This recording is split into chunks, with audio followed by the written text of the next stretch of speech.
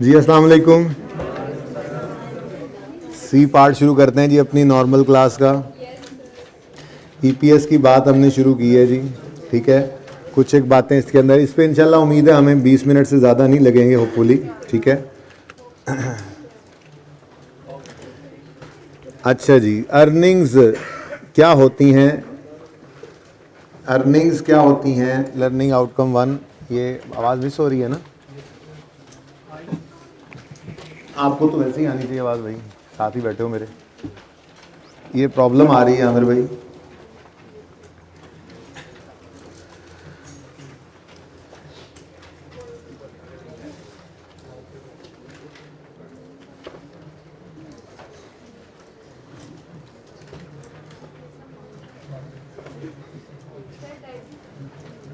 अच्छा जी, कह दें किसी को ये सही नहीं चल रहा।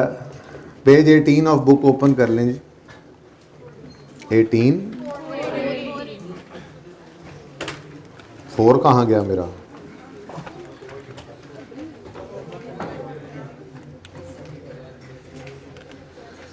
ओके।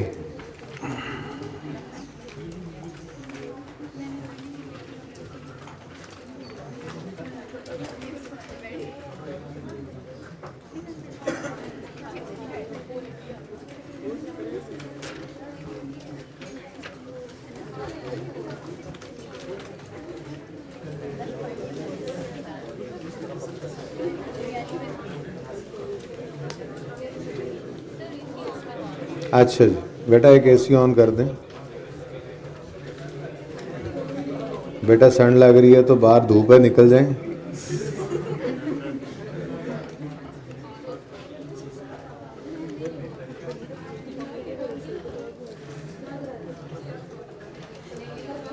अच्छा जी,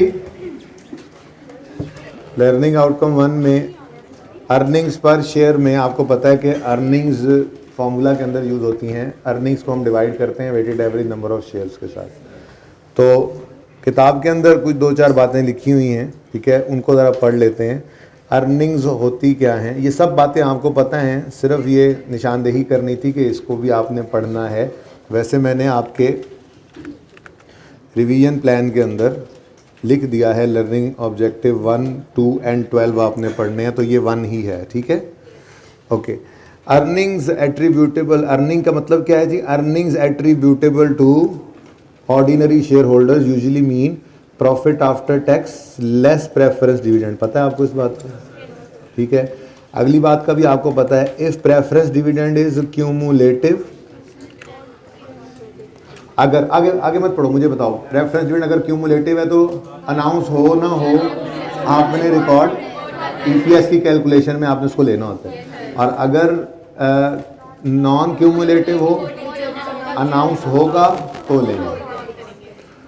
तो if preference dividend is cumulative, such dividend for the period need to be taken into account irrespective of whether declared or not, ठीक है। तीसरी बात, if preference dividend is non cumulative, such dividend needs to be taken into account only for the amount of dividend declared। जितना declare हो तो कर ले, ना हो तो नहीं करना। जितना नहीं मतलब वो तो फिक्स ही होता है, डिक्लेयर करेंगे तो ले लेना, ठीक है जी। अगला पॉइंट आप काट दें क्योंकि कंसोलिडेशन आपके सिलेबस में नहीं है। आई के अपनी किताब में रख दिया हुआ है, बस ठीक है, इसको छोड़ें, as it is copy paste हो गया था, ठीक है जी। उसके बाद जी, earnings from discontinued operations are dealt with separately, ऐसे ही करते हैं।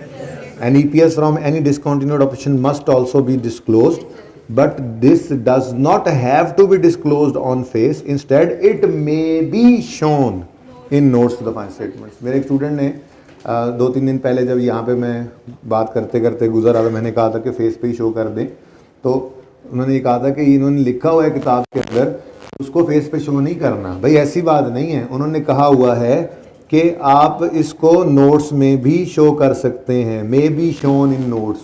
तो इसका मतलब मे be shown on the face, face पे भी कर सकते हैं और नोट्स में भी कर सकते हैं शो, ठीक है जी। ओके बेटा, सही है। अच्छा, उसके बाद usefulness of EPS, read only लिख लें, इसको एक बार सिर्फ पढ़ लेना। लिमिटेशंस बहुत मिलती जुलती हैं रेशियो एनालिसिस के साथ, क्योंकि ये भी एक रेशियो एनालिसिस ही है, ठीक है। हाँ, इसके अंदर डायल्यूटेड ईपीएस वाली एक दो बातें बड़ी इंपॉर्टेंट हैं, तो ज़रा इसको पढ़ लेते हैं। लिमिटेशंस में वो कहता है जी, पहले तो उसने तारीफें की ना, ठीक है। EPS is probably the single most important indicator of entities performance. It is a very useful measure when it is used as starting point for a more detailed analysis of an entity's performance। कहता है जी सबसे पहले EPS देखते हैं और फिर हम देखते हैं अच्छा हाँ ये ऑर्गेनाइजेशन की अर्निंग्स पर शेयर बेहतर है, चलो अब जरा इसको चेक कर लेते हैं, इन्वेस्टमेंट करें ना करें जो भी है, ठीक है ना, स्टार्टिंग पॉइंट के तौर पे इसको ले सकते हैं। तो बड़ा ज़बरदस्त टूल है, लेकिन साथ ही फिर उसने कहा however EPS can have serious limitations. अब इस पे पहली तीन तो वैसे ही आपको पता है, not all entities use same accounting policies, ये तो रेशो एनालिसिस की भी लिमिटेशन थी। EPS does not take account for inflation, वही सिंपल रेशो की तरह से।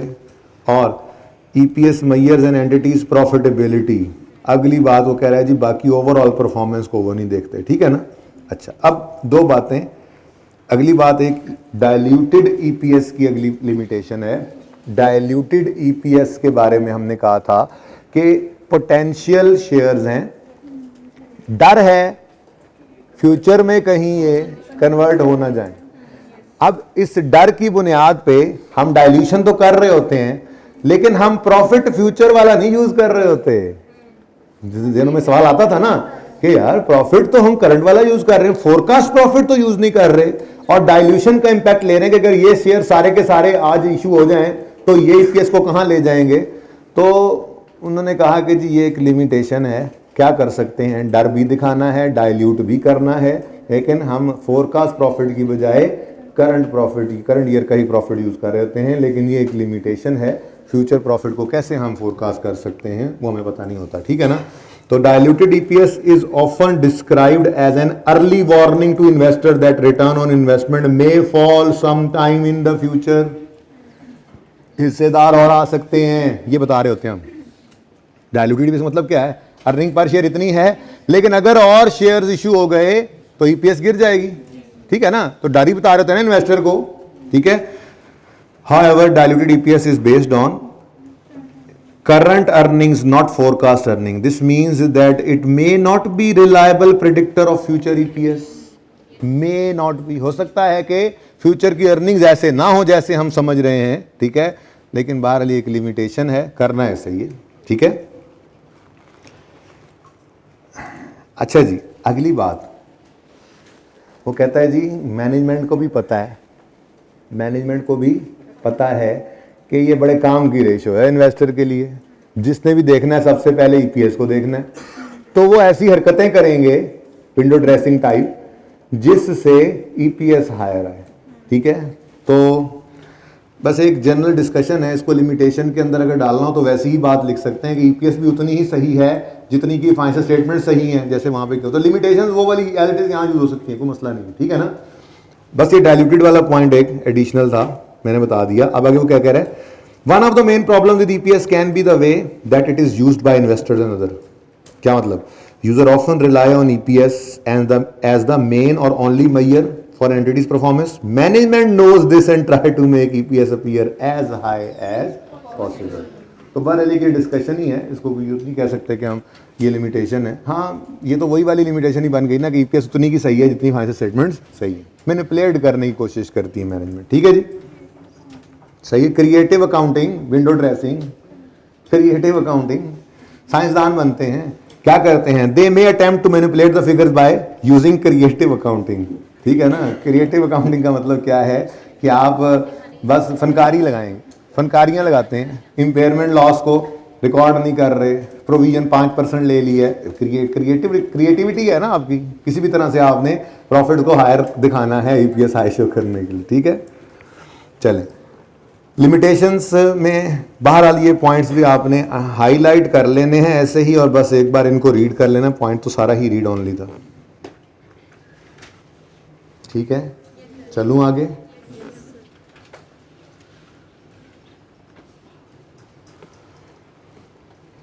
ओके। आमिर भाई ये सही नजर आ रहा है कैमरे, मुझे क्यों लग रहा है सही नहीं नजर आ रहा, आपको भी सही नजर आ रहा है? लाइट ऑफ कर दें एक आधी, नहीं सही है, अच्छा जी, okay. Basic and directed EPS बस रीड ऑनली चलते जाएं। ये एमसीक्यू के पॉइंट ऑफ व्यू से बहुत इंपॉर्टेंट पॉइंट है। ये मैंने स्टार्ट में ही बता देना था, लेकिन बस नहीं बताया तो फिर मैंने कहा चलो एंड पे ही बता देंगे। ईपीएस का जो स्टैंडर्ड है IS 33, ये सिर्फ लिस्टेड कंपनीज पे अप्लाई होता है। किस पे अप्लाई होता है? लिस्टेड कंपनी वो कंपनीज होती हैं जिनके शेयर स्टॉक एक्सचेंज पे ट्रेड हो रहे हैं। अच्छा, IS 33 ने ये कहा कि लिस्टेड पे भी अप्लाई होता हूं और वो जो लिस्टेड होने जा रहे हैं उन पे भी अप्लाई हो जाता हूं in the process of listing, जो हो मतलब वो भी लिस्टेड होने ही वाला है। तो लिस्टेड ऑर्गेनाइजेशन जो लिस्टेड होती हैं स्टॉक एक्सचेंज पे, ये स्टैंडर्ड सिर्फ उन्हीं पे अप्लाई होता है, पीवीटीज पे अप्लाई नहीं होता, उनको ईपीएस निकालने की ज़रूरत नहीं है। ठीक है, पढ़ लें इसको। IS 33 applies only to publicly traded entities on those which are about to be publicly traded।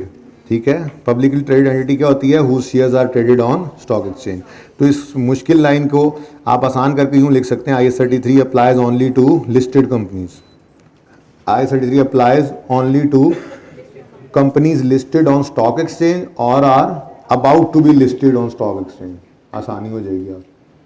ठीक है, ये सारे जुमले को रिप्लेस करके ये लिख लें, IS 33 applies only to companies listed on stock exchange or about to be listed on stock exchange। जरा मुश्किल जुमला लिखा हुआ था ना, ठीक है। अगली बात अब उसने लिख दी है भाई के, अपने क्या करें। When this is the case, वो कहता है कि कभी कभी ऐसा होता है, मोस्ट कंसोलिडेशन अब नहीं है ना सिलेबस में, इसलिए बहरहाल चलो लिखा हुआ है। तो कहता है most publicly traded entities prepare consolidated statements as well as individual. Separate भी बनाते हैं, कंसोलिडेट, IS 8 में थोड़ी सी बात भी की थी, सेपरेट फाइनेंशियल स्टेटमेंट बनाते हैं और कंसोलिडेटेड भी बनाते हैं। तो वो कहता है कि अगर ऐसा केस हो तो सिर्फ कंसोलिडेटेड में ईपीएस कर दो, फिर सेपरेट में करने की जरूरत नहीं है। एमसीक्यूज के पॉइंट से ये बात ध्यान में रख लेना, ठीक है ना।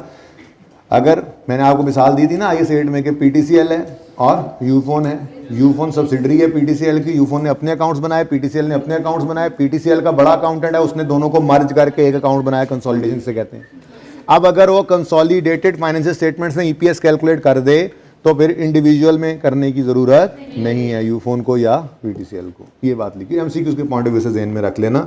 फॉर एमसीक्यूज बस इसको एक बार पढ़ लिया तो ज़हन में आ गया कौन सा याद करना, ठीक है। ओके, टाइप्स ऑफ शेयर्स अब आपने पढ़ लेना। रीड ओनली के अंदर मैंने लर्निंग ऑब्जेक्टिव 2 भी आपके रिवीजन प्लान के अंदर लिखा हुआ है, जो आपने रीड करना होगा और अंडरस्टैंड करना होगा। ये कम से कम वो चीज़ें मैंने लिख दी हैं जो लाजमी हैं, आपने एक बार पढ़ लेनी है। चैप्टर तो एक एक बार सारे पढ़ाई दिए हुए मैंने आपको, कोई क्वेश्चन हो तो वो भी पूछा जा सकता है, ठीक है ना। अच्छा जी, ये टाइप्स ऑफ शेयर्स के अंदर ये कंपैरिजन वाला टेबल बस एक बार पढ़ लेंगे तो वैसे ही आपको बातें पता हैं। आप पढ़ के देखेंगे, इसमें कोई ऐसी चीज़ नहीं होगी जिसका आपको पता ना लग रहा हो, ठीक है। बस एक चीज़ सिर्फ है जिसकी बात शायद नहीं हुई, वो ये है कि जो ऑर्डिनरी शेयर्स होते हैं वोटिंग राइट सिर्फ उन्हीं के पास ही होते हैं। प्रेफरेंस वालों को डिविडेंड शिविडेंड में प्रेफरेंस मिल जाता है, लोन वाले जो होते हैं रिडीमेबल वाले उनको इंटरेस्ट मिल रहा होता है, वोट शोट कोई नहीं होता उनका, ठीक है ना। तो वोटिंग राइट्स जो हैं वो सिर्फ ऑर्डिनरी शेयर होल्डर्स के पास होते हैं। प्रेफरेंस वाले हों चाहे रिडीमेबल, उनके पास वोट नहीं होता कंपनी की डिसीजन मेकिंग के लिए, ठीक है। अच्छा जी, बाकी अगली बात बोनस वाले पॉइंट के अंदर, ये आपने जाकर देखा था कौन से पेज पे ये लिखा हुआ है, बोनस इशू वाली ये बात, ये अल्टरनेटिव नेम्स 430 पेज के ऊपर ये नाम लिखे हुए हैं। ये इसलिए हाईलाइट कर लो कि कहीं ये ना हो कि सवाल के अंदर लिखा हो स्क्रिप्ट इशू, आप फॉलो जी है तो साढ़े सिलेबस ही नहीं, आउट ऑफ सिलेबस सर जी पेपर आ गया था। Script issue means bonus issue, ठीक है। अच्छा जी, पेज 441 किधर है भाई? मेरा आपका नहीं, कहीं पे ना मैंने ऐसे ही कहीं पे लिख लिया था तो मैंने उसी का रेफरेंस दे दिया था। हाँ, राइट साइड पे मैंने कुछ लिखा हुआ है, ये है पेज 441। हाँ, ये जो पहला सवाल राइट का करवाया था आपको, राइट इशू होने का, तो मैंने कहा था कि बिफोर राइट इशू और आफ्टर राइट इशू के मुश्किल नाम भी हैं, वो नाम भी पता होने चाहिए, ये ना हो पर्चे में ये आ जाए, ठीक है। तो राइट इशू के बाद की प्राइस एक्स राइट प्राइस कहलाती है, ठीक है। ये थ्योरेटिकल एक्स राइट प्राइस भी कहते हैं, क्योंकि याद होगा दानियाल ने कहा था सर ये कैसी प्राइस है, मार्केट वैल्यू और आ रही है, नया शेयर इतने का हम कह रहे हैं मिल गया, तो एक एवरेज सी, ये एक ना थ्योरेटिकल सी हम प्राइस निकालते हैं, ठीक है ना, बस ये एक ख्याली सी एक प्राइस है, इसकी एक एक्चुअल में इस तरह से कहानी नहीं होती है कि हमें इतने के शेयर ऑन एवरेज पड़ रहे हैं। मार्केट पता नहीं वो कब खरीदे थे, उनकी मार्केट प्राइस ले लेते हैं पुराने वालों की, नए की इशू प्राइस लेकर एक हम एवरेज प्राइस निकाल रहे हैं, ठीक है ना। तो इसको कहते हैं थ्योरेटिकल एक्स राइट प्राइस, ठीक है। बस ये एक थ्योरेटिकल सी एक प्राइस है, हमने राइट इशू के लिए इसको कैलकुलेट करना था, इसके बोनस का एलिमेंट निकालने के लिए, ठीक है, ओके बेटा। अच्छा, और जो बिफोर राइट इशू है उसको एक्चुअल कम राइट प्राइस भी कहते हैं। ये इसलिए बता दिए कि आपको वो मार्केट प्राइस भी सवालों के अंदर दे रहा था और इशू प्राइस भी दे रहा था। पर्चे के अंदर लिख दे company has made a right issue, the actual cum right price is 50 रुपए and theoretical ex right price is 48 मिसाल के तौर पे, ठीक है। तो फिर आपको पता तो हो कि क्या चीज़ है, आपको निकालने की भी शायद जरूरत नहीं होगा, ऐसा कह दे, या किसी एमसीक्यू के अंदर वो आपसे पूछ लेता है थियोरेटिकल एक्स राइट प्राइस निकाल दो तो क्या है। तो इसको अपने पास कहीं पे भी लिख लो, जहां राइट इशू का ये पोर्शन चल रहा है ना, ये पेज नंबर 441 पे शुरू हुआ था आई थिंक, ठीक है। इसके अंदर ये आपको नजर आ रहा है actual cum right price over theoretical ex right price. ये क्या है, राइट इशू में बोनस के फ्रैक्शन की बात हो रही है जो हमने निकालना सीखा था, ठीक है ना। तो इसी के साथ ही ना आप अपने पास किताब पे इस तरह से ये वाली वर्किंग सी कर लें जो आप राइट इशू के लिए करते थे, ठीक है ना। क्वेश्चन 18 के अंदर ही हुई पड़ी होगी, इस तरह से इसको कहीं पे भी निशानी के तौर पे अपने पास किसी भी तरह से लिख लें ताकि आपको बस ये याद रह जाए। जी फिर भी लिख लें अपने हाथ से।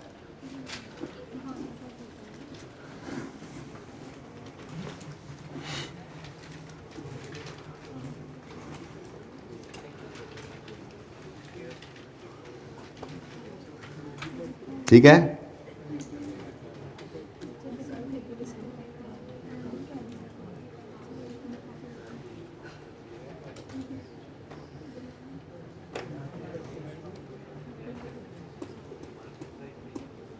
जी बच्चों चलूँ आगे।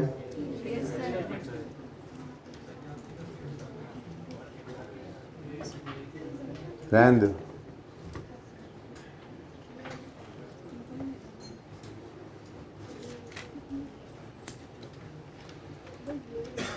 जी इजाज़त है। अच्छा जी, ये मैंने इसलिए अजीब से कलर का लिखा हुआ है कि ये मेरे लिए है, आप ना ढूंढते रहें कहीं एट। हाँ ये अब मैं मिटाने लगा हूँ।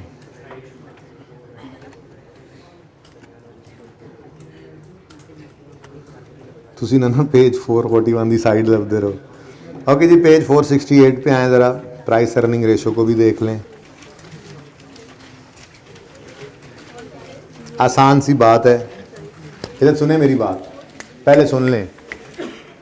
ईपीएस निकल आई, मार्केट प्राइस शेयर की डिवाइड कर दें उसको ईपीएस से, तो आपके पास प्राइस अर्निंग रेशो आ जाती है। इन्वेस्टर को ये रेशो बड़ी पसंद है, ठीक है ना। ऊपर रखते हैं मार्केट प्राइस को और फिर अर्निंग पर शेयर से डिवाइड कर देते हैं, टाइम्स में इसका आंसर आ जाता है, ठीक है ना। तो वो फिर ये देख लेते हैं कि कितना पोटेंशियल है, कितनी ग्रोथ है इस कंपनी के अंदर, कि अगर उसकी मार्केट प्राइस इतनी ज़्यादा है, जितनी ज़्यादा मार्केट प्राइस बड़ी होगी, ठीक है, ईपीएस की निस्बत, मतलब उसके अंदर पोटेंशियल होता है, ठीक है। कौन सा पेज बताया मैंने, कहाँ पे है, 468, ये 468 के एंड पे है। अच्छा ये उससे ऊपर ना ये ज़रा रिपीट हो गया, ये लिमिटेशन स्टार्ट के अंदर भी पड़ी हुई थी, इसलिए इसको इतने एरिया को यहाँ से काट दें। ये ज़रा ना ये इधर से उधर दो जगह पे नज़र आ रहा है, स्टार्ट में ही पड़ा है तो यहाँ से काट दें। ये पेज 468 पे जहाँ मैं आया हूँ ना, प्राइस अर्निंग रेशो से ऊपर ये वाला हिस्सा लर्निंग आउटकम 11 वाला यहाँ तक काट दें, प्राइस अर्निंग रेशो से ऊपर, ठीक है, ओके। ये यहाँ तक और प्राइस अर्निंग रेशो पे आ जाए।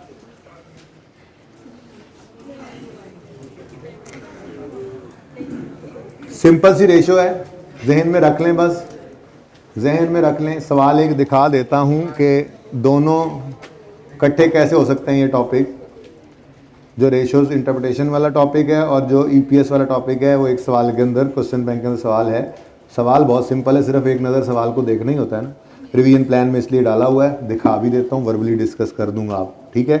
तो पता शता सारा कुछ होता है आपको, बस एक डर सा होता है एक चीज़ सामने से ना गुजरी हो, तो एक दफ़ा सवाल वो कर लेंगे, कोई रेशो नई नहीं है, कोई इंटरप्रिटेशन नई नहीं है, कुछ भी नया नहीं है उसमें, सिर्फ एक तरीका होता है जवाब करने का। जैसे रिपोर्ट मैंने कहा था एक सवाल में रिपोर्ट बना लो, वो कह दे राइट अ रिपोर्ट, आपको जी ये तो हमने सीखा ही नहीं। अब जाहिर है बिजनेस कम्युनिकेशन की तो क्लास है नहीं, रिपोर्ट तो आपने बनानी सीखी हुई है, तो इंटरप्रिटेशन जब सिखा दी गई है तो रिपोर्ट का फॉर्मेट एक नज़र देख लोगे ना यहाँ पर किसी सवाल में, तो फिर अगर आ जाएगी तो वैसा बना भी दोगे। अच्छा जी, कोई बात नहीं, आप सीख लीजिएगा ना, यहाँ पे सवाल में देखेंगे तो। ख़त लिखना नहीं सीखा, बखिदमत जनाब, ना हड्डी ना मांस। अच्छा जी, okay. Price earning ratio is a key stock market ratio. The PE ratio is calculated as market price, market value, market price of share over earning per share, ठीक है जी। High PE ratio usually indicates that stock exchange expects strong performance from the company in the future. Market price higher है ना उसकी, ठीक है, तो market क्या एक्सपेक्ट कर रही है इस कंपनी से, भाई जिसकी शेयर्स की डिमांड ज़्यादा होगी मार्केट प्राइस उसी की ज़्यादा होगी ना। और मार्केट किसकी डिमांड ज़्यादा होगी, मैंने जैसे मिसाल कभी शायद दी ही हो या नहीं दी हो तो आज दे देता हूँ। तो मिसाल के तौर पर होंडा वाले कहें हम पंखे भी बनाएंगे, अब उन्होंने एक यूनिट लगाना है होंडा फैंस। अब कोई भी बंदा चाहेगा कि हमें उसकी ओनरशिप मिल जाए, क्योंकि उनको पता है ये एक अच्छी स्ट्रॉन्ग कंपनी, शायद इशुएंस ऑफ शेयर के अंदर ऐसी बात भी की हो, ठीक है ना, तो वो महंगा शेयर खरीदने के ऊपर भी तैयार हो रहे होते। तो जिस कंपनी की मार्केट प्राइस ज़्यादा है उससे एक्सपेक्टेशन भी मार्केट को ज़्यादा होती है, तभी तो उसकी मार्केट प्राइस ज़्यादा है, ठीक है। तो प्राइस अर्निंग रेशियो को ईपीएस से डिवाइड कर देते हैं, टाइम्स के अंदर हम देख लेते हैं इस चीज़ को। जितनी हायर पीई रेशियो होगी उतना ही हायर उसकी परफॉर्मेंस एक्सपेक्टेड है, तो हायर पी रेशियो वाली कंपनी की तरफ इन्वेस्टर जो है वो ज़्यादा जाएगा, ठीक है। अब सिग्निफिकेंस क्या है, वो कहता है EPS is used by investor as a measure of performance in which they invest और might possibly. Investor are usually interested in changes in company's EPS over time. सिर्फ डिस्कशन की बात है, ठीक है। तो अगला रीड ऑनली है, बस इसको याद रख लीजिएगा, फॉर्मूला क्या है इसका और ये बताती क्या है, ठीक है। ये मैंने रात को निशान लगाए हैं, वैसे ये ना समझिएगा कि ये कोई पहले पढ़ लिया हुआ है, अभी पढ़ने लगे हैं।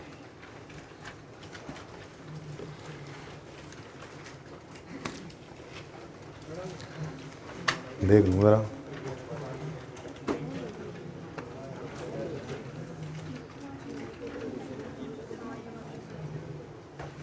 पेज 469 है जी बुक्स का, लर्निंग ऑब्जेक्टिव 12। ये भी आपके रिवीजन प्लान में मैंने डाला हुआ है, इसको आपने अच्छे से पढ़ना है, समझ लें। अब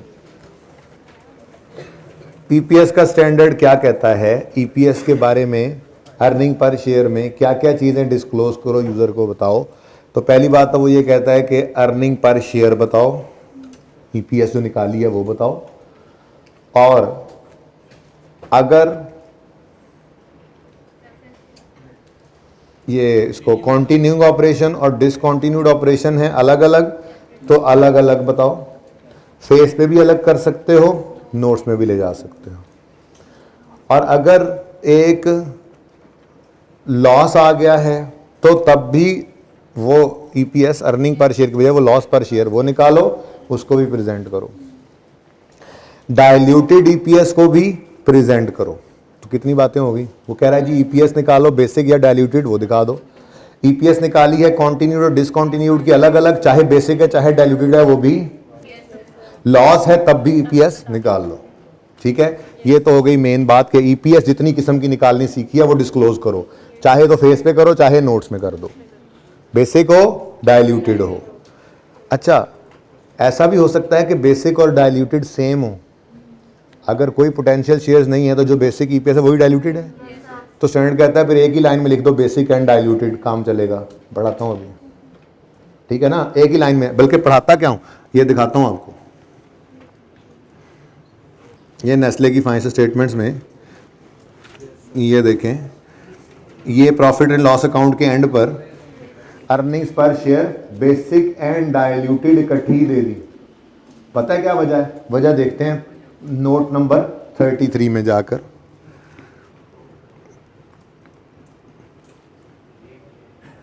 ये आपके काम की ऐसी चीज़ नहीं थी, FAR 2 के लिए थी। बहरहाल आपको काम के बीच में थोड़ी सी चीज़ दिखा देता हूँ।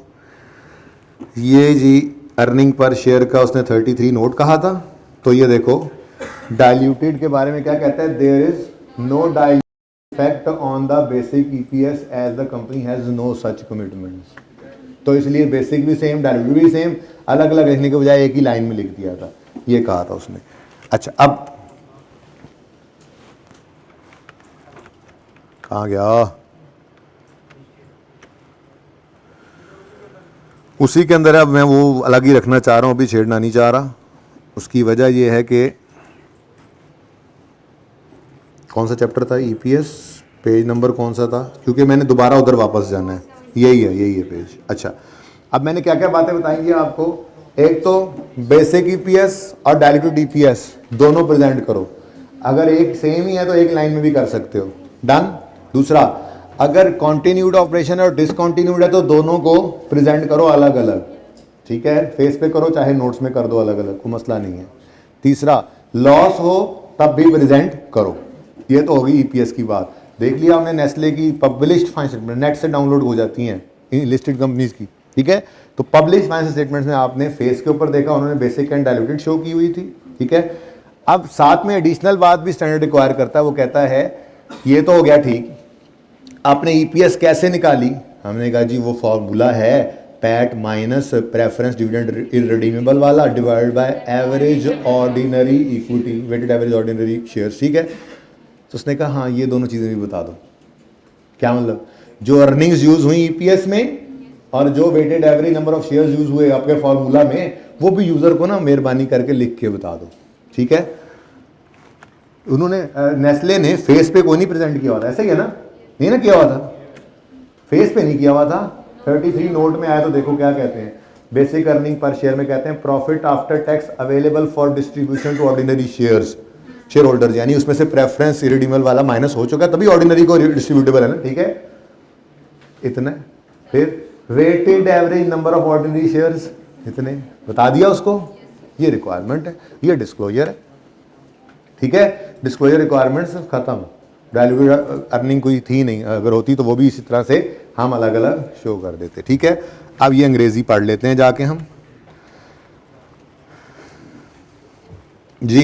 Presentation requirements, an entity should present, ये लाजमी है प्रेजेंट करना, basic EPS and diluted EPS for profit और लॉस फ्रॉम कॉन्टिन्यूइंग ऑपरेशंस।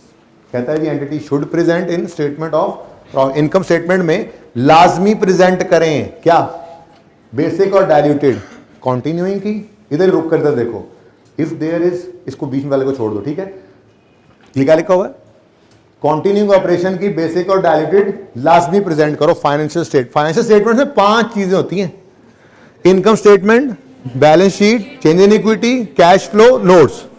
पांचों में से कहीं भी कोई चीज लिख दो ना तो वो फाइनेंशियल स्टेटमेंट्स में ही है, ठीक है ना। तो वो कह रहा है बेसिक और डाइल्यूटेड कॉन्टिन्यूइंग की प्रेजेंट करो, फेस पे करो या नोट्स में कर दो, कोई मसला नहीं, फेस पे बहरहाल करनी चाहिए। अच्छा, उसके बाद if there is a discontinued operation the basic and diluted EPS from discontinued operation should be shown either on the face or in notes, मर्जी है आपकी, ठीक है ना। फेस पे करो, चाहो तो नोट्स में। डिसकंटिन्यूड ऑपरेशंस को फेस पे भी शो कर सकते हो, नोट्स में भी शो कर सकते हो। लेकिन पता क्या लगा, पता ये लगा कि बेसिक EPS और डाइल्यूटेड EPS कॉन्टिन्यूइंग की भी प्रेजेंट करनी है और बेसिक और डाइल्यूटेड डिसकंटिन्यूड की भी करनी है, ठीक है। The basic and diluted EPS should be presented even if it is a negative figure, यानी लॉस पर शेयर है। ये बातें की हैं हमने, ठीक है। आगे कहता है, ये पढ़ लेते हैं, ये अब अगेन थोड़ी सी बात आउट ऑफ सिलेबस होगी, लेकिन चलो। For consolidated accounts this is the EPS and diluted EPS attributable to, इसको काट ही दें, ऐसे ही कन्फ्यूज करेगा आपने, ठीक है। काट दें इसको, मैं अभी इसको नहीं छेड़ रहा क्योंकि दो तरफ ओपन हुआ है, ठीक है। ये वाला पॉइंट कंसोलिडेटेड हमारे सिलेबस में नहीं है ना, कंसोलिडेशन, ठीक है, इसको काट दें पॉइंट। अच्छा, इधर आए, the basic and diluted EPS should be presented with equal prominence. हाँ, ये नहीं क्योंकि पता ही नहीं लग रहा है, एक का एक सामने एक नहीं, पता ही नहीं लग रहा, इक्वल प्रोमिनेंस हो। फॉर ऑल पीरियड्स प्रेजेंटेड, ठीक है जी। These figures are presented at the end of statement of profit और लॉस। एंड पे दिखाया था अभी आपको, प्रैक्टिकली देख लिया आपने, ठीक है। आगे, if the entity presents a separate statement of profit or loss, EPS and debt should be shown in this statement and not in the statement of comprehensive income। इसको भी छोड़ दें। खैर वो ये कह रहा है अगर एंटिटी स्टेटमेंट ऑफ, छोड़ क्या दें, देख ही लेते हैं यार।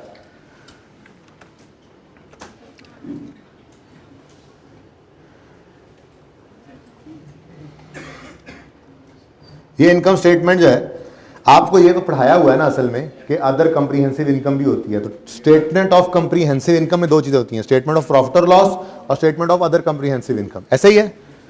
अच्छा जी, ये देखो स्टेटमेंट ऑफ प्रॉफिट और लॉस है, ये एक सफे पे बनी हुई है, ये एक सफे पे बनी हुई है। और अगला सफा जब आता है इनकी स्टेटमेंट ऑफ कंप्रीहेंसिव इनकम अगले सफे पे अलग बनी हुई है। तो इस बारे में उसने कहा था कि अगर स्टेटमेंट ऑफ प्रॉफिट और लॉस और स्टेटमेंट ऑफ कंप्रीहेंसिव इनकम अलग अलग सफों पे है तो फिर ईपीएस को statement of profit and loss के नीचे शो करना, इधर शो करने की जरूरत नहीं है। देखो यहां पे शो भी नहीं होगा। और अगर एक ही सफे पे आ रही होती तो फिर जाहिर सी बात है उसी के एंड पे ही मजबूरन आना पड़ता, ठीक है, सही है ना। तो प्रैक्टिकली बात का पता होना चाहिए कि क्या हो रही है, ठीक है। आप पढ़ो, if the entity presents a separate statement of profit or loss, EPS and diluted should be shown in this statement and not in statement of comprehensive income। अब समझ आ गई बात, ठीक है। बहरहाल ये इतनी इंपॉर्टेंट बात नहीं है, जो इंपॉर्टेंट बातें हैं वो मैंने वैसे ही आपके लिए हाईलाइट कर दी है, ठीक है। कि शुड प्रेजेंट बेसिक और diluted for continuing, should present basic and diluted for discontinuing, ठीक है जी। Even if negative figure basic और डायल्यूटेड फिर भी निकालो, हमने निकालना सीखा भी हुआ है, ठीक है, okay.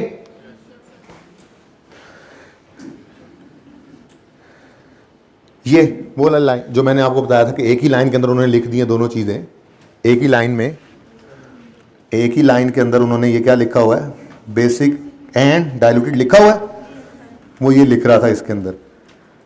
If diluted earnings per share is reported for at least one period it shall be reported for all periods, ठीक है जी। Even if it is equal, even if it equals basic earning per share, ठीक है। वो कहता है एक तो डायल्यूटेड अर्निंग अगर एक साल में आई है तो दूसरे के अंदर भी बता दो, कोई फर्क, कोई ये है ही नहीं, बताओ जरूर उसको, ठीक है। अच्छा कहता है if basic and diluted earning per share are equal, dual presentation can be accomplished in one line in statement of comprehensive income. तो वो भी देख लिया हमने, ठीक है। इतनी इंपॉर्टेंट बात ये भी नहीं थी। अगेन जितनी को बात इंपॉर्टेंट है वो मैंने आपके लिए हाईलाइट कर दी हुई, ठीक है, ओके। यहां तक को मसला, ये प्रेजेंटेशन की रिक्वायरमेंट्स थी, क्या है जी, फाइनेंशियल स्टेटमेंट्स में क्या प्रेजेंट करो, कैसे करो। ईपीएस बेसिक और डायल्यूटेड कंटिन्यूइंग की प्रेजेंट करो, ईपीएस बेसिक डायल्यूटेड डिसकंटिन्यूड की प्रेजेंट करो, लॉस हो तब भी प्रेजेंट करो, कहां करो, फेस पे करो या नोट्स में करो, ये होगी प्रेजेंटेशन। अब और क्या डिस्क्लोज करो, उन्होंने कहा जी IAS 33 ऑल्सो रिक्वायर, ऑलरेडी दिखा चुका हूं मैं, IAS 33 also require disclosure in a notes to the financial statement. 33 number note के अंदर देखा था क्या, total amount used as numerator earning figure, total amount used in denominator weighted average number of shares, ये भी बताओ, बताया हुआ था नेस्ले वालों ने, देख लिया हमने, ठीक है। ये डिस्क्लोजर रिक्वायरमेंट IAS 33, ठीक है यार। ये एडिशनल मेजर्स जो हैं, ठीक है, इनको रहने दें, एक नजर इनको रीड ऑनली देख लीजिएगा, कोई क्वेश्चन होगा तो फिर बता देना मुझे, ठीक है, कल, ओके।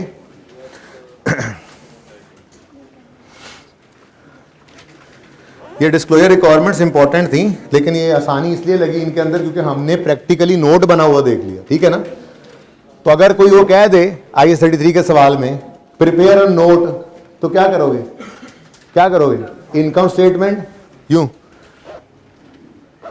आप इनकम स्टेटमेंट के एक्सट्रैक्ट्स ऐसे बनाकर उसके नीचे लिखोगे बेसिक डाइल्यूटेड, ऐसे लिख दोगे ना, ठीक है। उसके बाद यहां पर नोट नंबर 1 लिखोगे और नोट 1 में जाकर लिखोगे न्यूमिरेटर में इतना प्रॉफिट है, डिनोमिनेटर में इतना वेटेड एवरेज, सब कुछ तो कैलकुलेट हुआ होना, प्रैक्टिकली हम देख चुके हैं एक बार में, वैसे ही बड़ी आसानी लगेगी, ठीक है ना। अव्वल तो कहेगा नहीं, ये कहना हो तो इसको अगली बार आपसे FAR 2 पूछे, इस बात FAR 2 में भी शायद ना पूछ सके वो, क्योंकि उन्होंने पढ़ा नहीं, आपके पास आ गया, ईपीएस, ठीक है। लेकिन आप पढ़ के जाएंगे तो अगली बार आप एक्सपेक्ट कर सकते हैं कि फाइनेंशियल स्टेटमेंट्स जब बनवाए आपसे, वहाँ पे नोट्स ऑफ फाइनेंशियल स्टेटमेंट्स भी पार्ट हैं आपके सिलेबस का, वहाँ पे आपसे डिस्क्लोजर बनवा ले। तो बनाना तो अभी से आता हो, ठीक है। ओके,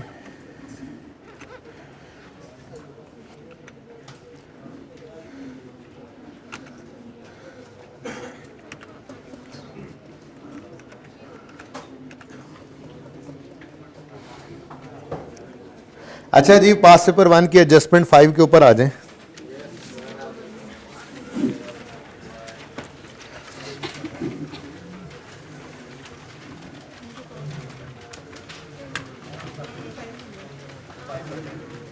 हाँ जी, मैं 500 तक पहुंच रहे हैं 5। जी पहली बात तो ये है कि ये कॉन्सेप्ट आउट ऑफ सिलेबस है, लेकिन मैं ये समझा देता हूँ, वैसे ही ज़रा डर की वजह से समझा रहा हूँ।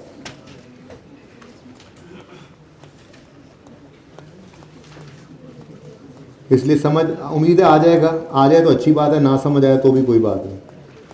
ये असल में ना IS 10 का कॉन्सेप्ट है, और IS 10 FAR 2 में आपने जाकर पढ़ना है, जो एडजस्टिंग और नॉन एडजस्टिंग इवेंट्स के साथ डील करता है, ठीक है जी। Adjusting and non adjusting events after balance sheet date.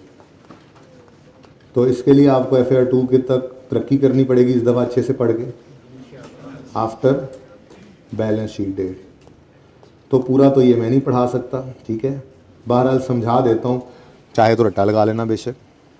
वैसे इतनी बात आपको पढ़ाई हुई है कि अगर हम 2016 में खड़े हैं, ठीक है, तो 2017 का जब साल शुरू होगा तो 16 के प्रॉफिट्स उस वक्त जाकर फाइनल होंगे, और 16 के फाइनल प्रॉफिट्स के ऊपर डिविडेंड उस वक्त अनाउंस किया जाएगा, ठीक है। और हमने ये पढ़ रखा है कि 16 के साल का फाइनल डिविडेंड कभी 16 में आ ही नहीं सकता, ठीक है। अब इस एडजस्टमेंट को पढ़ते हैं। ऑन 1 फरवरी 17 हम कहाँ मौजूद हैं जी? 31 दिसंबर 16 वाले साल में, और वो क्या कह रहे हैं? ऑन 1 जनवरी 17, ठीक है, directors announced 20% cash dividend and 10% bonus dividend, being final dividend to ordinary shareholders and 10% cash for preference. अब फाइनल डिविडेंड तो 17 का हो नहीं सकता था, ये कौन सा है? 16 का है, तो इसलिए 16 में ये शेयर्स इशू तो नहीं हो सकते, हो ही नहीं सकता कभी। अब IS 10 जो है ना, जब आप पढ़ोगे इंशाल्लाह बड़े होकर, तो IS 10 इसको कहता है कि जी ये नॉन एडजस्टिंग इवेंट है। जैसे हमने पढ़ रखा है बेसिक नॉलेज का, नॉलेज वही है आपका क्या, 16 का डिविडेंड 16 में फाइनल डिविडेंड 16 में कभी नहीं आना। IS 10 भी यही कहेगा, देखें जी ये तो नॉन एडजस्टिंग इवेंट है, ठीक है। असल में ना IS 10 जो है ना, IS 10 वो उस अरसे को पकड़ता है जिसमें साल एंड हो चुका होता है, फाइनेंशियल स्टेटमेंट अभी बन रही होती हैं और यूजर के पास गई नहीं होती हैं, जो मैंने आपको कहा था 3-4 महीने का अरसा होता है, ठीक है ना। जब फाइनेंशियल स्टेटमेंट्स बन रही होती हैं, फिर बनने के बाद ऑडिटर आता है, चेक करता है, फाइनल होने के बाद ऑडिट रिपोर्ट साइन होने के बाद वो फाइनल होके प्रिंट होके जब ऑथराइज करते हैं ना डायरेक्टर्स, उस दिन के बाद फाइनेंशियल स्टेटमेंट हाथों से निकल जाती हैं। फिर कोई गलती भी पकड़ी जाए ना तो IS 8 लगता है, क्योंकि फाइनेंशियल स्टेटमेंट हाथों से निकल गई। उससे पहले अगर कोई हमारे साल की गलती पकड़ी जाए ना, हम 16 के फाइनेंशियल स्टेटमेंट बना रहे हैं, 17 के पहले 2-3 महीने में कोई 16 की गलती पकड़ी जाए, 16 की गलती सही कर लेते हैं, हम कहते हैं एडजस्टिंग इवेंट है, ये IS 10 कहता है, ठीक है ना। और अगर डायरेक्टर्स ने एक बार ऑडिट रिपोर्ट आने के बाद ऑथराइज कर दी, ले जाओ प्रिंटर के पास, इसको प्रिंट कराओ और 21 दिन के नोटिस कार्ड लगा के भेजो उनको, एक बार अगर वो चली गई, हाथों से निकल गई, अब कोई 16 के साल की गलती पकड़ी जाती है तो फिर 17 की फाइनेंशियल स्टेटमेंट जब बनेंगी उनमें रीस्टेटमेंट करनी पड़ेगी, IS 8 लगेगा, ठीक है ना। अच्छा, तो इसका मतलब यह हुआ कि IS 10 उस अरसे को देखता है, इस अरसे में फाइनेंशियल स्टेटमेंट्स ईयर एंड हो चुका होता है और फाइनेंशियल स्टेटमेंट्स अभी ऑथराइज नहीं हुई होती फॉर इशुएंस। अब डायरेक्टर्स ने जो डिविडेंड प्रपोज करना है ना, वो जब ऑडिट रिपोर्ट आने के बाद फाइनेंशियल स्टेटमेंट्स फाइनल होती हैं तो प्रॉफिट को देखकर ही वो डिविडेंड प्रपोज करते हैं ना। अब उन्होंने डिविडेंड प्रपोज करना है, ये एडजस्टिंग इवेंट तो नहीं है, लेकिन IAS 10 कहता है ये जो शेयर होल्डर होता है ना, शेयर होल्डर, इसकी नजर ही किस पे होती है? Dividend pay. डिविडेंड, प्रॉफिट में से भी जो बटना है उसको, उससे मकसद है डिविडेंड पे, ठीक है। अब IAS 10 कहता है तो ये नॉन एडजस्टिंग इवेंट, लेकिन इसको डिस्क्लोज लाजमी करो। इसको पूरा स्टैंडर्ड ये कहता रहेगा आपको कि जो नॉन एडजस्टिंग इवेंट है उसको सिर्फ तब डिस्क्लोज करना जब मटेरियल हो, लेकिन डिविडेंड के बारे में एक्सेप्शन है, ये एक्सेप्शन है, ठीक है। IAS 10 की एक्सेप्शन क्या है? 16 का डिविडेंड 16 में रिकॉर्ड नहीं हो सकता, लेकिन 16 के डिविडेंड को 16 की फाइनेंशियल स्टेटमेंट्स में एक लाइन के तौर पे लिख दो, डायरेक्टर्स ने प्रपोज किया है ये डिविडेंड शेयर होल्डर्स, आप इसको अप्रूव करें, 17 में मिलेगा आपको। डिस्क्लोजर इज अ मस्ट, ठीक है। अब ये मैंने एक दो MCQs भी साथ ही डिस्कस कर लिए, ठीक है ना, एहतियातन एहतियातन। यह बात आउट ऑफ सिलेबस थी, लेकिन एक दो जगह पे आ रही थी, इसलिए मैंने इतनी बात की है, ठीक है ना। अब उसूली तौर पे ये डिविडेंड 16 में नहीं आना। अब जब आप सोल्यूशन देखते हैं इस सवाल का, तो उसमें ये 10% बोनस इशू नजर भी नहीं आ रहा नए इशू के अंदर। ये बात समझ आती है? बोलो। लेकिन मसला ये है कि जब डिविडेंड अनाउंस हो जाए ना, तो कंस्ट्रक्टिव ऑब्लिगेशन क्या वो बन चुकी है, ठीक है। अब वो बांटना तो पड़ना ही है। तो IAS 10 कहता है कि EPS कैलकुलेट करते हुए सिर्फ EPS के लिए ये 10% बोनस को भी आज ही इंप्लीमेंट कर लो, यानी इसका फ्रैक्शन भी आज ही लगा लो। यूं समझो जैसे ये भी पहले दिन से हमारे साथ चले आ रहे हैं, ठीक है। तो इस सवाल के सॉल्यूशन के अंदर सिर्फ यही काम हुआ था। इधर देखें, यहां पर इशू कोई नहीं किए 10%, ये वो 20% जो पुराने वाला था, पिछले वाला बोनस है। 10% इशू करके इसमें ऐड नहीं किए, इसमें ऐड नहीं किए, ठीक है। बस एक काम कर लिया उन्होंने, ये जो हो जाने हैं अगले साल इशू, इसका फ्रैक्शन इधर लाकर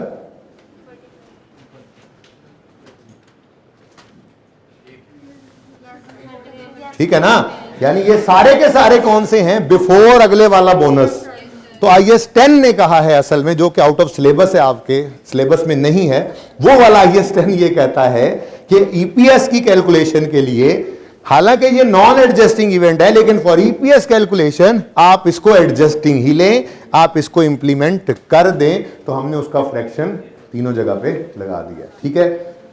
बहुत ही कम चांस है कि ये बात टेस्ट करेगा। पुराना पास पेपर था उस वक्त जब ICAP ने दिया था ना इस सवाल, उस वक्त IAS 10 भी EPS के साथ ही पढ़ा जाता था FAR 2 के अंदर। फिर EPS निकल के सिर्फ फाइनल में चला गया, फिर फाइनल से आप लोगों के पास आ गया घूम फिर के, ठीक है। तो IAS 10 अभी भी FAR 2 के अंदर पड़ा हुआ है, तो मुश्किल है ये बात टेस्ट करे। लेकिन चूंकि किताब के अंदर पड़ी हुई थी ये बात, तो मेरा दिल था कि चलो एहतियातन डरते डरते डिस्कस कर लेना चाहिए। तो जिसको समझ आ गई बहुत अच्छी बात है, जिसको नहीं समझ आई उसको और भी अच्छी बात है, ठीक है। तो आप कोई, अच्छा आप कोई समझ आ गई वैसे? अच्छा, आप किसी को ये सवाल करना हो तो बस ये अप्लाई कर देना। जिसका दिल ना करे ये सवाल करने को, मैंने चेंज्ड सवाल ऑलरेडी करवा दिया है, सिर्फ आखिरी एडजस्टमेंट उसमें से गायब करके गालिबन एक और चीज डाल दी थी जो कि हमारे सिलेबस की है, ठीक है, ओके। और ये को प्रिंटिंग गलती से वो पुरानी बुक से उठ के इधर आ गया था, इसलिए वो तो था ही नहीं सेकंड, ठीक है, ओके।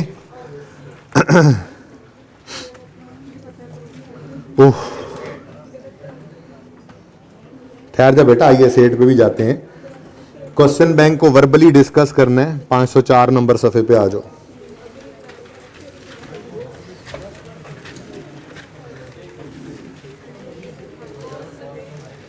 (504) पेज पे आओ, मिस्टर हमाद।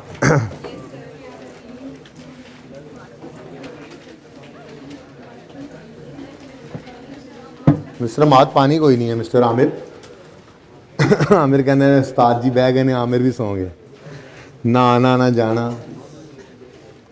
मंसूर बड़ा नापसंद कर रहा है इस बात को। मंसूर कोई बात नहीं, माजरत। अच्छा जी, अच्छा जी, हमाद साहब हैं जो कि एयरकॉन लिमिटेड के 20 मिलियन शेयर्स के मालिक हैं। वाजी वाह। He recently received statement of Aircon, fine statements of Aircon for year 31 March 16. Hamad is not sure how the performance of company during the year will affect market value of entities shares. but he is aware that earning per share statistics are often used by analysts in assessing performance. सुना हुआ है उसने, ठीक है, आपकी services ले लेगा, आप किस लिए. Extracts from these published financial statements and other relevant information are as follows. Income statement है और बैलेंस शीट है. Following information is also relevant. क्या कहता है जी? Share capital of company comprised of one equity of rupees 1 equity shares only. Rupees 1 equity share only का मतलब क्या है? ये जो शेयर कैपिटल है ये इस तरह से रुपीज़ तो होगा ही नहीं, रुपी होगा, ₹1 ईच. क्या मतलब? मतलब अगर ये 2700 रुपये आ रहे हैं तो ये 2700 शेयर्स भी हैं. ठीक है ना? ये बात समझ आई कि नहीं? सवाल मैं करवा नहीं रहा, टेंशन ना लो, करना आप नहीं है, ये आपके देखो देखो देखो देखो देखो देखो ये देखो रिवीजन प्लान में क्वेश्चन बैंक 1 लिखा हुआ है, आपने खुद करना है. मैंने देख लिया है, कोई मसला नहीं होगा इसमें, इसलिए मैंने कहा खुद करना है. जिस किसी चीज़ में मसला देखा है वो मैं डिस्कस करता जा रहा हूँ. ओके, लेकिन फिर भी एक दफ़ा अपने साथ पढ़ाना चाह रहा था. On 1 October company made a right issue to existing shareholders for every 1 share held, 2 shares for every 1 share held at a price of 5.94 and paid issue cost. सुभान अल्लाह, इशू कॉस्ट इसकी एंट्री सिखाई हुई है, ज़रा याद करके बताओ. Statement of change equity के टॉपिक में नहीं याद, मैं करवाता हूँ. एक्सपेंस डेबिट कैश क्रेडिट लिखा था, फिर मैंने कहा था अकाउंटेंट्स कहते हैं ये एक्सपेंस में मत डालो, ये इक्विटी में ही डाल दो, तो retained earnings debit cash credit entry होती है इक्विटी की, और चाहो तो शेयर प्रीमियम से भी ये एंट्री कर सकते हो. वैसे शेयर प्रीमियम आ रहा है, दोनों तरफ से हो सकती है, कोई मसला नहीं है. आप जो भी कर दोगे, मैंने बार बार कहा था उस टॉपिक में, आपने कहा है कि दोनों तरह से नंबर आपको बच्चे को दे दीजिएंगे, दोनों एंट्री से ठीक है. ठीक है, अच्छा. Market price of shares immediately before right issue was 6.3. ये एक्चुअल कम राइट प्राइस है और ये इशू प्राइस है, और थ्योरेटिकल एक्स राइट प्राइस अभी निकालनी होगी. राइट इशू है, कोई मसला नहीं मसला. No other changes took place in equity capital of Aircon. Compute EPS for the year and comparative figure, यानी पिछले साल की भी ईपीएस निकालो. ठीक है, which will be included in published. अल्लाह के बंदो, पब्लिक आपको खुद यहाँ पे निकाल के देनी चाहिए थी. पब्लिश फाइनेंशियल स्टेटमेंट्स हैं, उन्होंने भी ना देखो एक्सट्रैक्ट्स ही शो कर दिया हमारी मुसीबत के लिए, वरना तो ईपीएस सामने नजर आनी चाहिए. लिस्टेड कंपनी है, चलें है, ईपीएस निकालनी है आपने. उसके बाद कहता है using the extracts you have prepared. क्या बनाओ क्या बनाओ क्या बनाओ? Compute EPS and comparative that will be included publish financial statements. फिर using extracts you have provided write a report to Hamad identifying the key factors which lead to change in EPS of Aircon since last year, or comment on relevance of EPS statistic to shareholder. ठीक है, अब इसके अंदर उसने क्या किया, एक तो आपका नॉर्मल वाला काम अर्निंग पर शेयर, ये तो आप लेफ्ट हैंड से निकाल लेंगे, कोई मसला नहीं है सवाल में. ठीक है, उसके बाद रीस्टेटेड भी आपने दोनों तरीकों से निकालनी आती है. नंबर ऑफ शेयर्स को भी करना आता है, और पिछले साल की ईपीएस अगर निकल आए तो उस पर भी आप फ्रैक्शन लगा सकते हैं, और है सिर्फ राइट इशू ही, ये बड़ी आसानी थी. ठीक है, ये जो रिपोर्ट है ना, इस रिपोर्ट के अंदर रेवेन्यू और प्रॉफिटेबिलिटी के ऊपर इसने कुछ और रेशोज की बातें भी कर दी. अब नंबर्स को देखते हुए GP ratio, net profit ratio, operating expense, return capital, कुछ रेशोज कैलकुलेट करके वो इसने कमेंट्स में यूज़ किए हैं. और कमेंट्स वो जो आपको वैसे ही याद हैं, ज़रा चेक करो.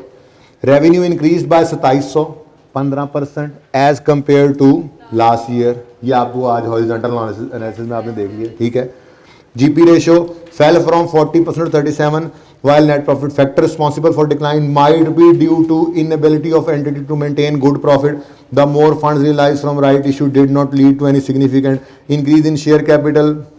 It is hoped that, वो असल में कह रहा है जी, मेरे ख्याल में जो भी नए शेयर्स आए हैं शायद वो कैपिटल इन्वेस्टमेंट के अंदर उसने ज़्यादा डाल दिए हैं. तो ये सवाल के अंदर कुछ आपने 2-2, 3-3 कमेंट्स आसान लिख देने होंगे. ठीक है ना, ऐसा हो भी सकता है इकट्ठा कर दे, इससे ज़्यादा बेहतर तरीके से भी इकट्ठा हो सकता है सवाल. ठीक है, तो वो देख लूँगा मैं, कोई सवाल आपको एक्स्ट्रा देना हुआ तो इससे भी बेहतर.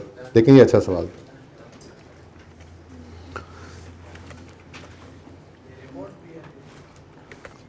रिपोर्ट क्या है यार? रिपोर्ट में क्या है? रिपोर्ट में क्या है? आप लोग कहते हैं रिपोर्ट आ गई, रिपोर्ट में क्या है? देखो, रिपोर्ट लिखी है to Hamad from management accountant, date, बस। उसके बाद सब्जेक्ट लिखा हुआ है और आगे वही बातें जो आपने सवाल में लिखनी है यार, वही लिखी हुई है यार। उसमें क्या है यार? Signed management accountant. अब क्या है यार इसके अंदर? कौन सी साइंस है ऐसी जिसको मुझे नहीं समझ आती आप लोगों की? ठीक है ना, मायूस करते हैं कभी कभी आप। MCQ 20 का सोल्यूशन सही करना है, कोई गड़बड़ देखी थी मैंने उसमें। MCQ 20 किसी बच्चे ने किया, किसी को तौफीक हुई?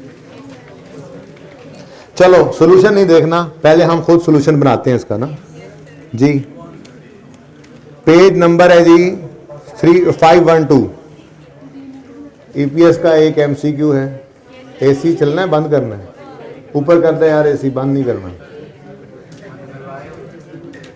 क्यों बोल रहे हो यार? Which of the following need not to be adjusted in profit after tax for calculation? अच्छा, ये जो नॉट वाले होते हैं ना, इनमें ना एक काम किया करो, पहले नॉट को ना देखा करो, बड़ा परेशान करता है। मैंने 2-3 MCQs में आज देखा इसी तरह से। IAS 16 के जो MCQs जहाँ किसी स्टूडेंट ने मुझे लिखवाए थे, मैंने जाके देखा उसमें मसला और कोई नहीं सिवाय नॉट के। ठीक है ना, अब हम नहीं पढ़ना है। Which of the following need to be adjusted in PAT? Redeemable preference shares का डिविडेंड एडजस्ट करना होता है, वो तो ऑलरेडी एडजस्टेड होता है, इसको तो एडजस्ट नहीं करना होता। इररिडीमेबल का एडजस्ट करना होता है, यस, इसको एडजस्ट करना होता है। ऑर्डिनरी डिविडेंड एडजस्ट करते हैं पैट में से। For calculation of basic EPS, क्या पैट में से डिविडेंड माइनस करते हो? मैंने कहा था फिर तो वो EPS ना रही, वो तो रिटेन्ड अर्निंग्स पर शेयर होगी। नहीं है, इसको हमने नहीं एडजस्ट करना होता। और ऑर्डिनरी इंटरिम भी डिविडेंड्स को थोड़ा ही माइनस करते हैं, हम तो पैट लेते हैं सिर्फ इरिडीमेबल वाला माइनस करके। अब जरा नॉट को मिटाकर देखते हैं पूछ क्या रहा था। Which of the following need not to be adjusted? अच्छा, रिडीमेबल को नहीं करना एडजस्ट, क्या कह रहे हो? Which of the following need not to be adjusted? नहीं जी, A को भी नहीं एडजस्ट करना, C को भी नहीं एडजस्ट करना, D को भी नहीं एडजस्ट करना, सिर्फ एक B को एडजस्ट करना है। ये है सही सोल्यूशन इसका।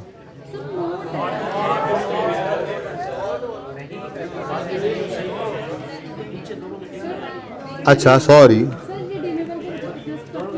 एक मिनट। EPS की कैलकुलेशन में किसको एडजस्ट नहीं करना?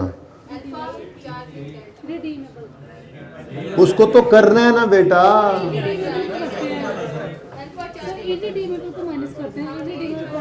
तो इररिडीमेबल ही है ना।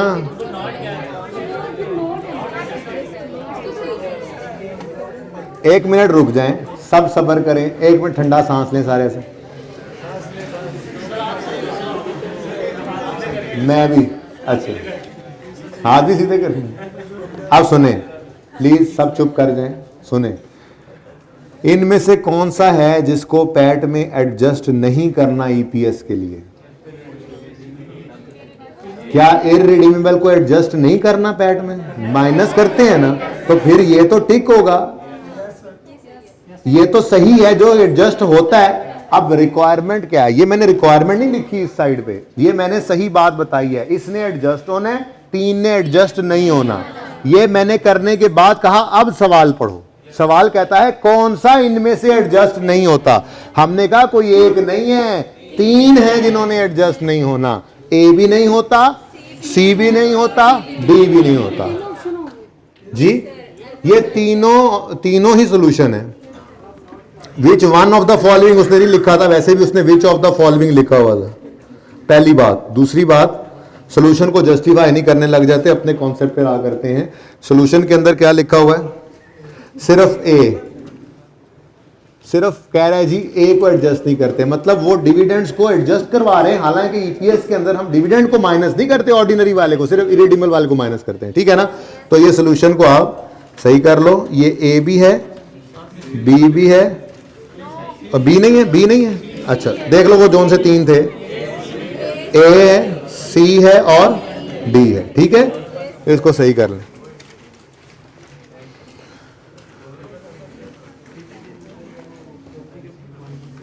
इसलिए कहा था नॉट के बगैर। ओके अच्छा जी, अब एक बड़ी ही प्यारी एग्जांपल है, वो इसलिए मैं आपको सामने ला रहा हूं आपके, कि जैसा सवाल आपने किया था ना डाइल्यूटेड ईपीएस वाला, उसकी एक एक्स्ट्रा प्रैक्टिस है, ठीक है, आपने वो अच्छा सवाल किया हो उससे भी, ठीक है। अब वो मैंने कहीं किताब के अंदर ही डाली थी, नोट्स में ही डाली, तो आप सबके पास ICAP की स्टडी टेक्स्ट तो होती ही है, डाउनलोड भी कर सकते हैं, मोबाइल में आ जाती है, वरना अभी सामने सवाल करूंगा, पिक्चर खींच लेना। ये एक सवाल आपने एडिशनल करना है।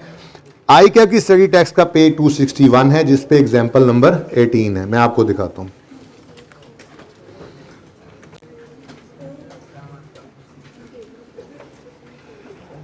किधर गई ICAP की स्टडी टेक्स्ट? 261 मारे गए।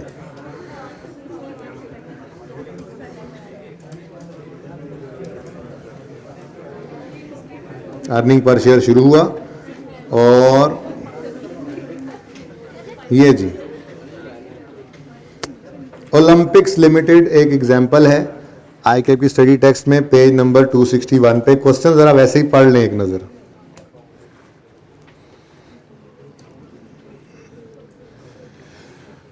Following information related to Olympics Limited for the year ended 31 December: number of ordinary shares in issue, reported earnings, average market price. Potential ordinary shares में options हैं 1000, 1 million, 7% convertible preference shares of ₹10 है, 4% convertible bonds हैं 5 million. Tax rate 30% है। Each preference share is convertible into इतने इतने, each bond is convertible into, सारा कुछ लिखा हुआ है। Calculate basic and diluted EPS। इसको पिक्चर ले लें, इसकी आसान ही है लेकिन एक्स्ट्रा प्रैक्टिस है। और पेज 261 है ICAP स्टडी टेक्स्ट का, आपके पास जो पड़ी होगी स्टडी टेक्स्ट कहीं पे सोर्स में, उससे देख लेना। मैं इसका सोल्यूशन दिखाता हूँ आपको, बिल्कुल सेम। मैं इसीलिए रुका हूँ कि आप तस्वीरें ले लें, क्योंकि आप लोगों ने डाउनलोड भी नहीं की होगी मेरे ख्याल से स्टडी टेक्स्ट, हालांकि मैंने कहा था कि आपने ये पढ़ के आना है। नहीं फिर भी बेटा एक किताब होनी चाहिए आपके पास, ताकि चेक तो हो उस्ताद के ऊपर भी। अच्छा जी, अच्छा सुनिए, अब 261 पेज है, वो लिख लें तो ज़्यादा बेहतर नहीं वीरम नहीं। अब ये देखें, इसके सोल्यूशन को देख लें। सबसे पहले बेसिक ईपीएस कैलकुलेट करेंगे, ऐसे ही किया था हमने उस सवाल में, ठीक हो गया। उसके बाद फिर रैंकिंग की थी, रैंकिंग में हमने चेंज इन न्यूमरेटर और चेंज इन डिनोमिनेटर लेकर इंक्रीमेंटल ईपीएस निकाली। जो सबसे लोअर था वो नंबर 1, वही काम हुआ पड़े। सबसे लोअर नील आई है तो 1 पे, 2.3 है नंबर 3 पे है, 0.14 है नंबर 2 पे। रैंकिंग की थी।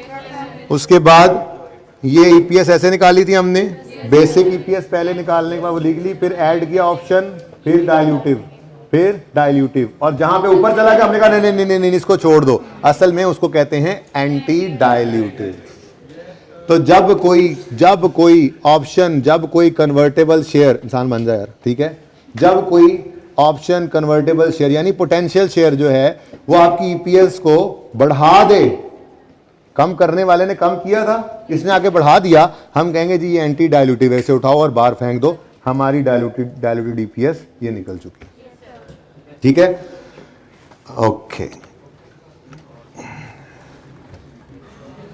पास पेपर 1 क्वेश्चन बैंक 1 एग्जाम्पल 18 मैंने देख ली। 4 MCQ जरा देख लें, आइए सेट करके ब्रेक करते हैं।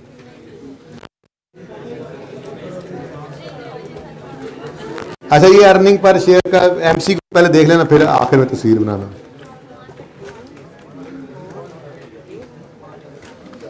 पता नहीं MCQs वैसे मैंने कौन कौन से कहे हैं, 2, 4, 19 और 20 भी है ना, वो तो हो गया 2, 4, 19 और 20। जाकल्ला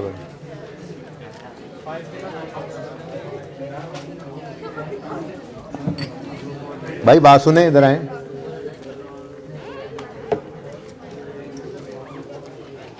नवा गिलास रखने की जगह ही को नहीं बची।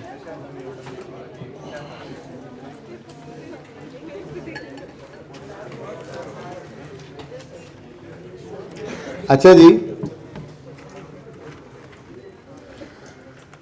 MCQ2 में क्या मुसीबत थी देखें तो,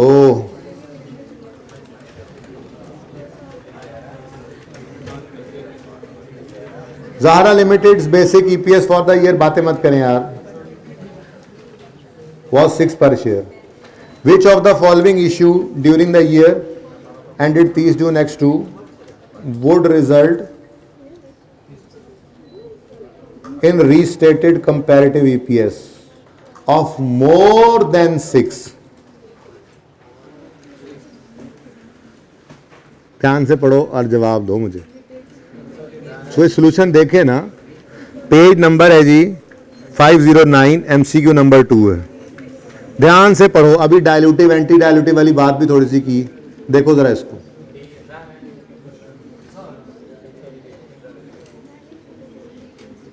सवाल भी पढ़ लो यार, अब पढ़ लिए नाम तुमने।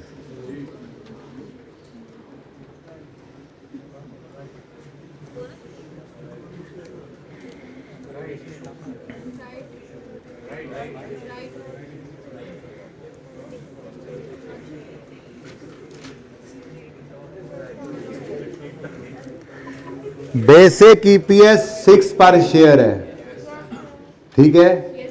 डाइल्यूटिव EPS का मतलब होना चाहिए 6 से नीचे नीचे, ठीक है।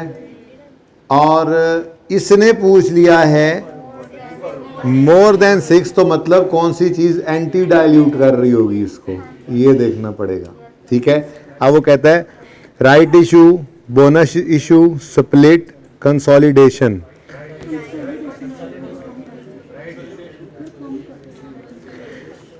बोनस इशू में 1 रुपया नहीं आता, ठीक है, 1 रुपया नहीं आता। शेयर स्प्लिट में 1 रुपया नहीं आता, शेयर्स बढ़ जाते हैं दोनों सूरतों में। ये तो डाइल्यूटिव है। राइट इशू के अंदर कुछ पैसे आते हैं लेकिन कुछ मुफ्ता भी होता है, तो पैसों को हम साइड पे करके सिर्फ मुफ्ता देखते हैं तो वो भी डाइल्यूटिव है। उसमें भी बॉटम में शेयर्स आते हैं डिनोमिनेटर पे, न्यूमिनेटर में कुछ नहीं आता उन मुफ्त शेयर्स का। कंसोलिडेशन में होता क्या है, 2 शेयर्स कम होके 1 बन जाते हैं। नंबर ऑफ शेयर्स कम होते हैं, नेगेटिव। नंबर ऑफ शेयर्स के डिनोमिनेटर के कम होने से रेशो बढ़ जाएगी। तो फिर डी ऑप्शन जो है वो एंटी डाइल्यूटिव था। उसने बड़ी फन एंटी डाइल्यूटिव पूछा था आपसे, ठीक है। आपने पढ़ा डाइल्यूटिव, डाइल्यूटिव ये सब डाइल्यूट कर देते हैं, सब डाइल्यूट करते, सब डाइल्यूट कर देते हैं ना भाई ना। वो कह रहा है कि क्या चीज मोर देन 6 पे ले जाएगी, ठीक है, रीस्टेट करके बेसिक EPS को। बेसिक EPS निकालने के बाद ही डाइल्यूटिव के अंदर जब जाते हैं तो वो रीस्टेट हो, चेंज हो जाती है ना। तो क्या चीज उसको मोर देन 6 पे ले जाएगी भाई? राइट इशू में भी मोर देन 6 नहीं होगा भाई। राइट इशू में डिनोमिनेटर में पड़ेंगे शेयर्स, न्यूमिनेटर में कुछ नहीं आएगा। तो डिनोमिनेटर बढ़ा तो शेयर रेशो कम हुई, ये डाइल्यूटिव है। बोनस इशू में डिनोमिनेटर में शेयर्स बढ़ गए, 1 रुपया नहीं आया न्यूमिनेटर में, डिनोमिनेटर बढ़ गया, रेशो कम, डाइल्यूटिव है। मोर देन 6 नहीं, ये नीचे खींचेगा 6 से, ठीक है। स्प्लिट हुआ, नंबर ऑफ शेयर्स बढ़ गए, नंबर ऑफ शेयर्स बढ़े तो डिनोमिनेटर में शेयर्स बढ़े, ऊपर 1 रुपया नहीं आया, ये भी नीचे खींचेगा, 6 से नीचे आएगा। अब आया कंसोलिडेशन। कंसोलिडेशन में भी रुपया पैसा तो कोई नहीं आया, लेकिन नंबर ऑफ शेयर्स ही कम हो गए। जब नंबर ऑफ शेयर डिनोमिनेटर में कम होंगे तो रेशो बढ़ जाएगी। तो ये एंटी डाइल्यूटिव, ये इसका कमाल था MCQ नंबर 2 का, ठीक है जी। जरा आंसर देख लें। अच्छा, और कौन सा है? 4 में अब क्या है देखना पड़ेगा मुझे भी, रात को क्या नजर आ रहा था। ये IAS 33 की EPS किसके जिम्मे था बताना? EPS किसके जिम्मे लगाया था मैंने? ये तुम्हें EPS ये समझ आ गया था MCQ? ये तुमसे मैंने पहले पूछना था।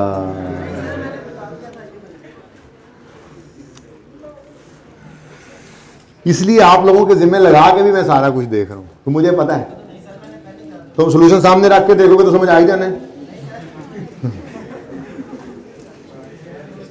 चलो चलो जल्दी करो बस, चलो ईपीएस करके ब्रेक करते हैं, ठीक है। Many analysts believe that trend of earnings per share is a more reliable indicator of underlying performance than the trend of net profit. Which of the following statements support this view? वो कहता है जी EPS ज्यादा बेहतर है profit से, क्यों? देखो ना, प्रॉफिट के अंदर आपके नंबर ऑफ शेयर्स तो नहीं ना है। प्रॉफिट ने तो ये नहीं बताना कि इनमें कितनी नए इन्वेस्टमेंट के ऊपर कितनी ग्रोथ आई हो, तो बस जस्ट प्रॉफिट्स हैं, ठीक है ना। जरा पढ़ते हैं क्या कहता है वो।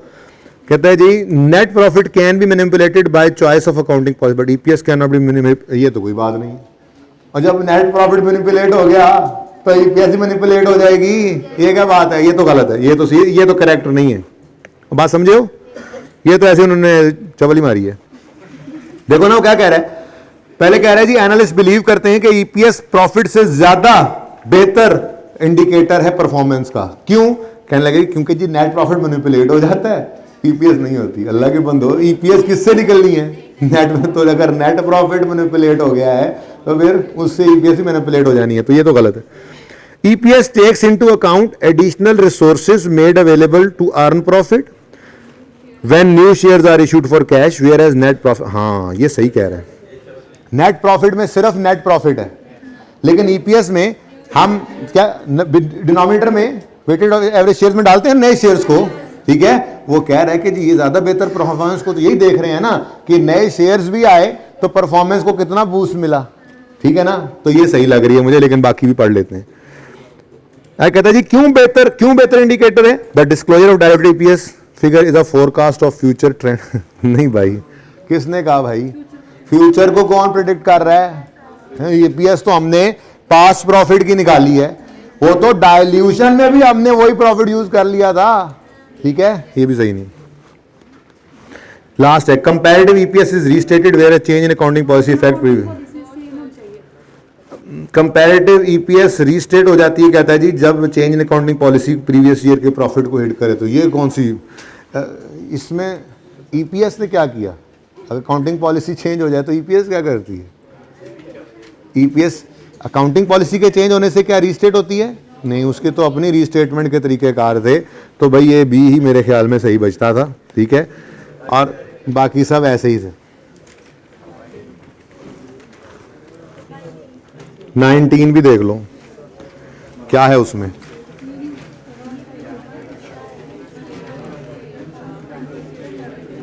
ये तो सुबह आते हुए मुझे लगा इसमें कोई मसला है।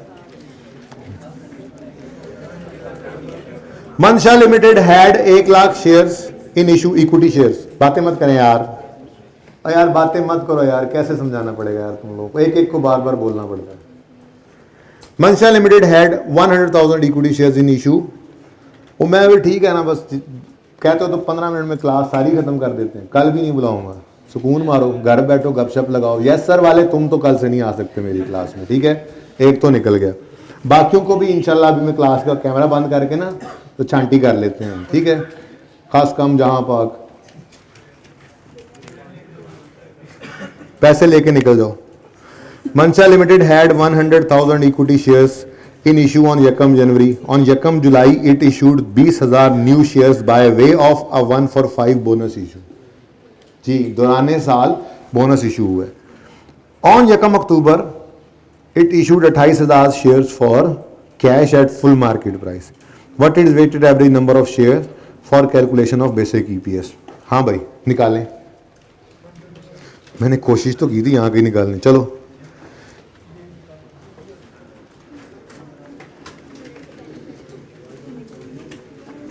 एक छोटा सा शॉर्टकट बताना है ना, इसलिए ये एमसीक्यू मैंने हाईलाइट किया हुआ। अच्छा तो देखो मिलके करते हैं। Opening, weighted average number of shares निकालने हैं। यकम जनवरी पर ओपनिंग, हाँ लिख देता हूं 1 लाख। उसके बाद बोनस इशू किस दिन हुआ है जी? यकम जुलाई को। बोनस है जी 1-for-5। हर 5 वाले को 1,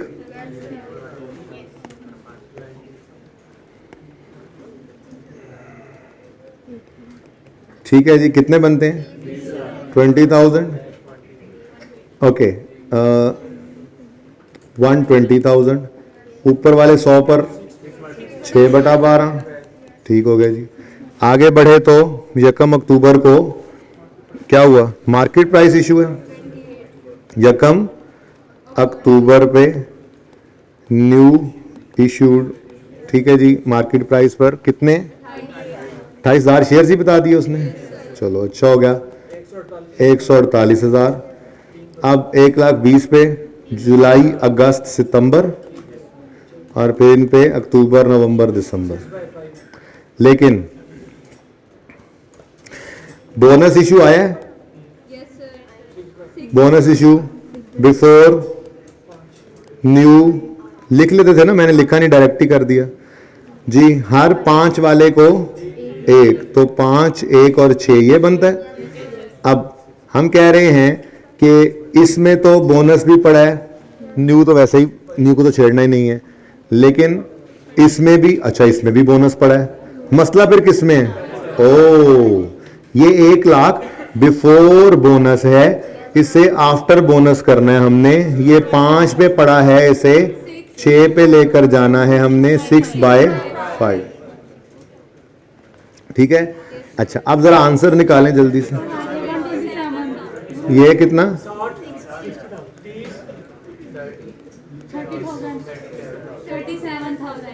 37,000। टोटल क्या आ गया?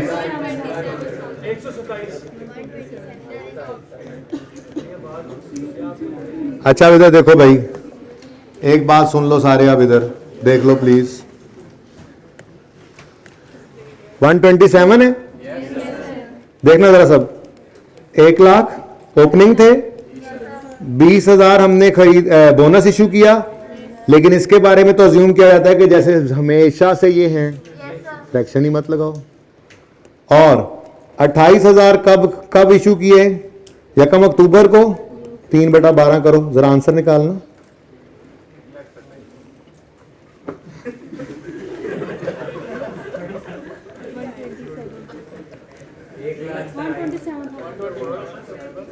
ये मतलब हमने वही आंसर फिर भी निकाल लिया है। ये क्या हुआ असल में? इधर देखें, जब हम देखें प्लीज, जब हम ये 6/5 करते हैं ना, तो ये वही तो काम कर रहे हैं कि जैसे ये बोनस हमेशा से पड़ा हुआ है। अब वैसे तो बोनस इशू 1 जुलाई को ले रहे हैं हम, लेकिन ये जब हम रिवर्स ऑर्डर में जाकर ये कहते थे ना कि ये शुरू से चला आ रहा है, तो ये जो फ्रैक्शन उल्टाकर लिखते थे तो इससे वो शुरू पर चला जाता था ना, तो इसका मतलब इस पे कोई फ्रैक्शन नहीं होता था, ठीक है ना। तो एक शॉर्टकट भी है, अगर एमसीक्यू के अंदर इस तरह से आ जाए, ठीक है, तो आप सिंपली क्या कर सकते थे? आप सिंपली ये वर्किंग करके भी 127 निकाल सकते थे, ठीक है। ओके, चले, तस्वीर बनानी है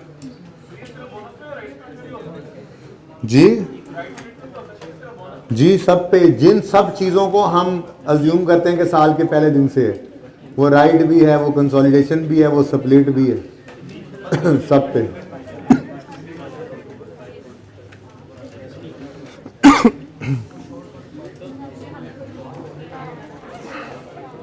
ठीक है जी।